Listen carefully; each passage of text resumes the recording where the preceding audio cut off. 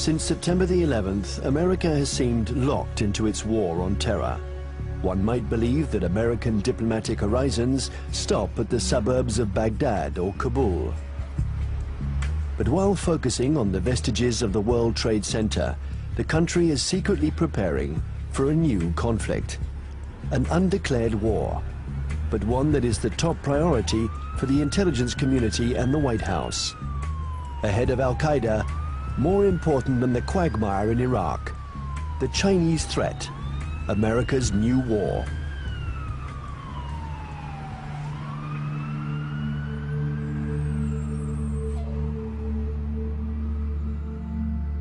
They have a term they call comprehensive national power, which is economic, political, military, all together, cultural. And they say this is the essence of China. This is the time for China to rise. Our time has come. This is the Tang Dynasty again. We are a great power. We are a world power. They are playing the old Sun Tzu game, winning the fight without firing a bullet, or that isn't what Sun Tzu said, but win the battle without losing men. That's the best way of winning. And I think they're very conscious of this, but they're willing to fight.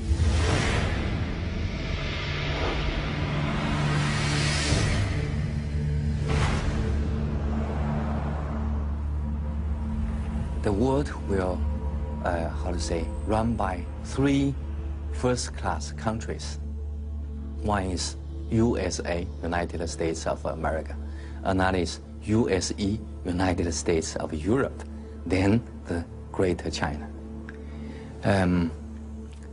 At this point, at the current point, I think the possibility to see a USE is very slim. But the USA stay as top one country is something sure, right? And as for the possibility of Greater China, the possibility is something in between. Right? So I tend to think Sino-US relations will be one of the most important bilateral ties in the coming years. And this bilateral tie will decide the nature of international relations in 21st century. If this bilateral tie is confrontation-oriented, then the whole 21st century will be bound by confrontation.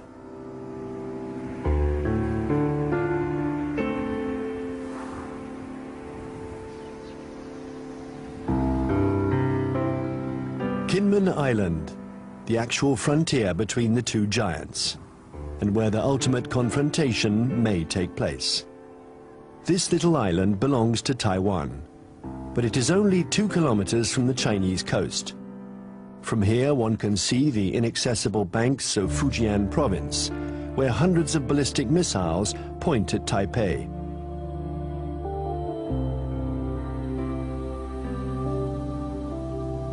"24 hours a day, for 60 years, Taiwan has been watching Communist China. This island, regularly threatened by Beijing, has been bombarded thousands of times. It has never surrendered. America has sent a message to Beijing. The fall of Kinmen would lead to a direct confrontation. We're in the Strait of Taiwan. It's here that a military clash might one day break out.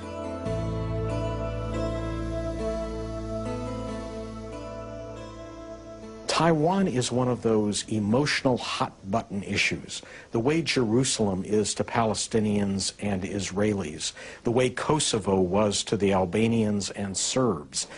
And for most mainland Chinese, Taiwan is rightfully a Chinese province. This was territory that they believed was stolen from China by Japan in the 1895 war, and that the United States prevented reunification during the early stages of the Cold War because of our opposition to communism.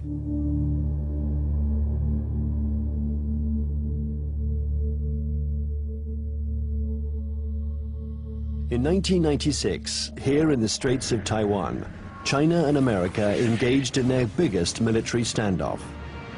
The ongoing elections in Taiwan annoyed the regime in Beijing. So the Chinese army decided to launch huge military maneuvers to test the Americans' reaction.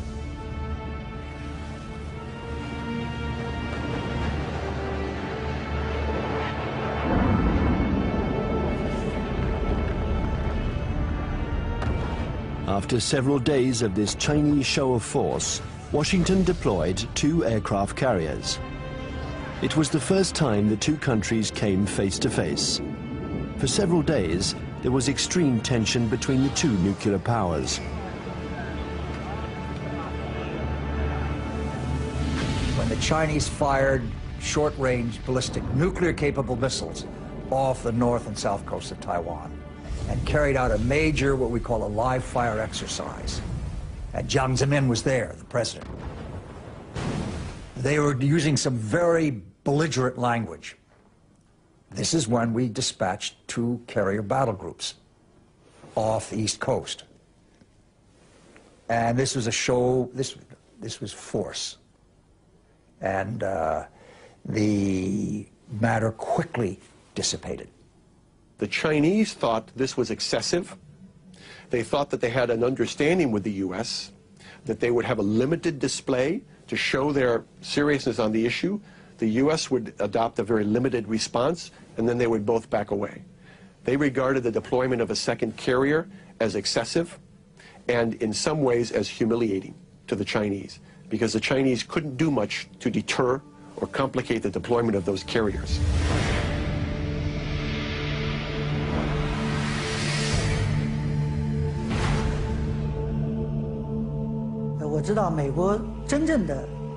I know this story well, and I can tell you that the truth is very different from the American propaganda.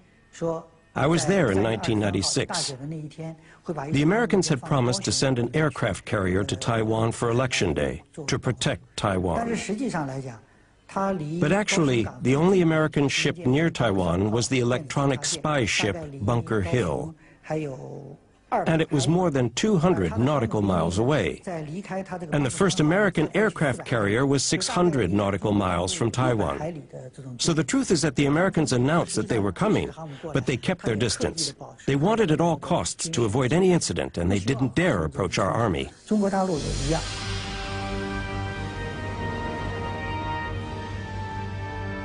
Even if the Americans didn't take much of a risk, in the eyes of the world, they reaffirmed a sacred principle of their foreign policy. They support Taiwan. And they will continue to do so, regardless of China's growing power. I think believes Taiwan is very important for a number of reasons, not to mention the fact that it's our 8th largest trading partner, our 6th largest market for agricultural goods. It's one of America's most important sources of high-tech semiconductor products. Even though they're imported to the United States via China, they're made in Taiwan. But that, of course, isn't the only thing. The real reason I think America has a commitment to Taiwan is because Taiwan is a democracy. It is, in fact, the most vibrant and dynamic democracy in East Asia. And it's a democracy that came to fruition under the pressure of the U.S. government, primarily the Congress, after 40 years of very tight authoritarian rule by a regime that came from mainland China.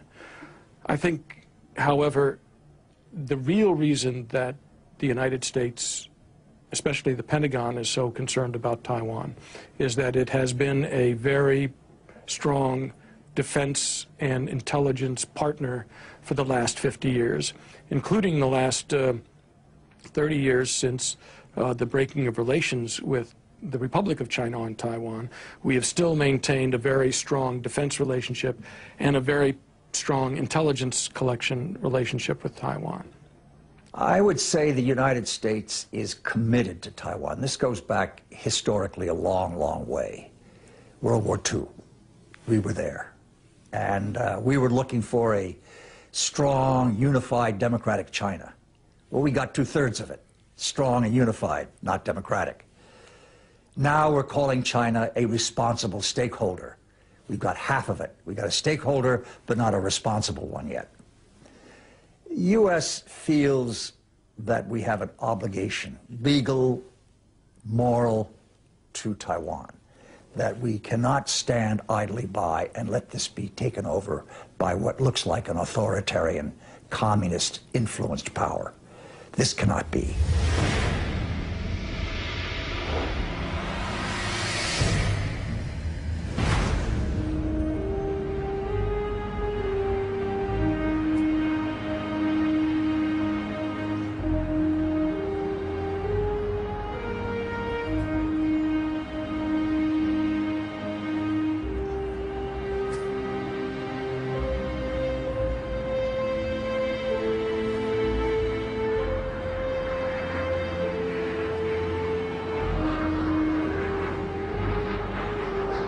Taiwan, an island of 23 million inhabitants, 250 kilometers from the Chinese coast, is today the most explosive strategic issue between China and the United States.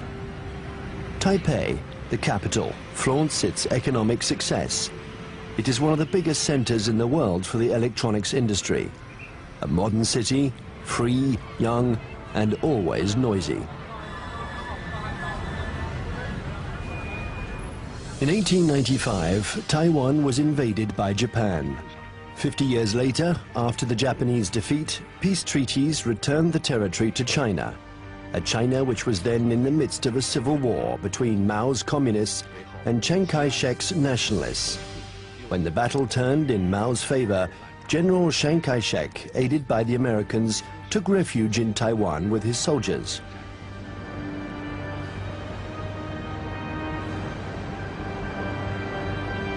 Since then, two Chinese governments have coexisted. In Beijing, the communist regime that controls the entire mainland. And in Taipei, the nationalist regime, having become little by little a democracy, calling itself the Republic of China, which rules only Taiwan. Officially, these two governments both claim to be the legitimate representatives of all the Chinese. Taiwan is not recognized as a state by the UN. Only 20 small countries maintain diplomatic relations with the island. A fragile independence, while Beijing still considers Taiwan as the 23rd province of the People's Republic. A rebel province that the regime intends to reunite with the motherland. I would say two major motivations. There are many others, but two major ones. The first one is national pride. Unification of China. They are committed to this. This is a strong emotional drive in China. And you don't downplay it. It's real. It's powerful. The second is strategic.